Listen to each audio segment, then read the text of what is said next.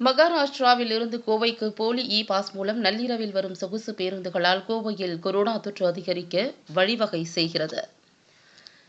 கோவையில் நாளுக்கு நாள் அதிகரித்து வரும் கொரோனா வைரஸின் தாக்கத்தை கட்டுப்படுத்த மாவட்ட நிர்வாகம் பல்வேறு முயற்சிகளை எடுத்து வருகிறது.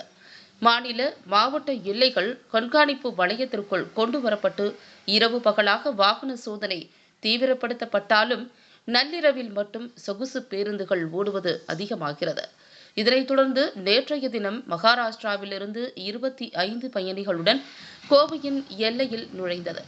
பயணிகள் கோவை இறங்கிய போது அவர்களின் பாஸை வாங்கி பார்த்தபோது மகாராஷ்டிரா முதல் மதுரை வரை என்று குறிப்பிடப்பட்டிருந்தது.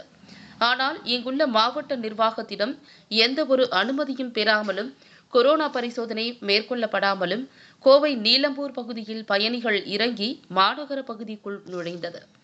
இதேபோல் தினந்தோறும் கோவை மாவட்டத்தில் சொகுசு பேருந்துகள் போலி பாஸ் மூலம் நுழைந்து கொரோனா தொற்றை அதிகரிக்க செய்கின்றனர். மாவட்ட நிர்வாகம் உடனடியாக தலையிட்டு நடவடிக்கை மேற்கொண்டு கோவை மக்களை காப்பாற்ற வேண்டும் என்று சமூக ஆர்வலர்கள் கோரிக்கை விடுத்துள்ளனர். மேலும் பல மாநில எல்லைகளை கடந்து சொகுசு பேருந்து எப்படி கோவை வந்தது, போலி பாஸ் பெற்றது எப்படி என்ற கேள்விக்குறியாகவே உள்ளது.